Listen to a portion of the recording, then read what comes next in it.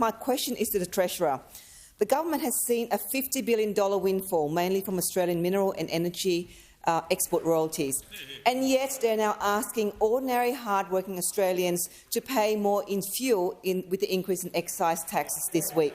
My constituents of Fowler want details on how part of that money will go towards fixing Australia's cost of living crisis that's hitting everyone, from students to pensioners and families, especially those in low socioeconomic and regional areas.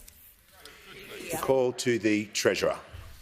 Yeah, thanks very much, Mr Speaker, and I thank the member for Fowler for her question and for the conversations that we've been able to have about some of these important issues and some of these difficult issues in the Commonwealth budget.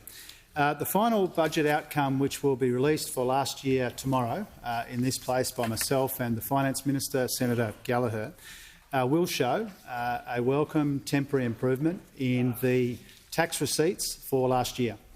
And part of that... Members on my left. Yeah. Members on my left will cease interjecting. The Treasurer will be heard in silence. And a big part of the improvement in the bottom line for last financial year is an increase in the tax take. And part of that, we should acknowledge, is the fact that the increase in world energy prices has meant that there's been an increase in taxes collected.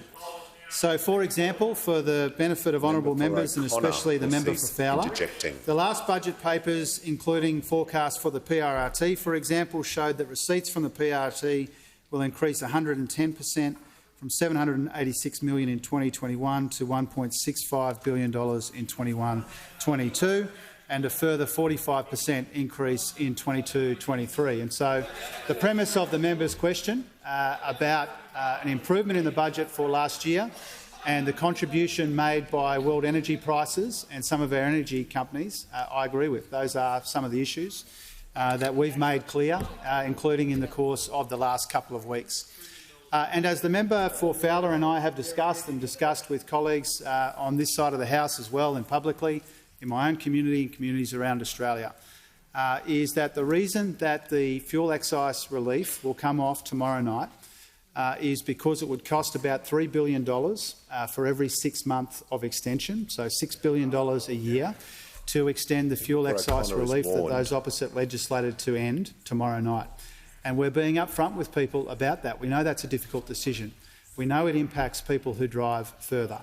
But our commitment to them all along is to manage the budget as responsibly as we can, to provide cost of living relief where we can, where there's an economic dividend in areas like childcare, cheaper TAFE, cheaper medicines and getting wages moving again.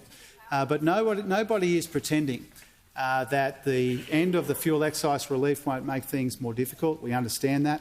We appreciate that. And we're being upfront with people the reason why that's ending on the timetable set by those opposite and why we're not able to extend it.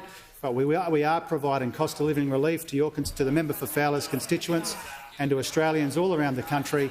We'll do that in an affordable and responsible way that's right for the budget and right for the economy.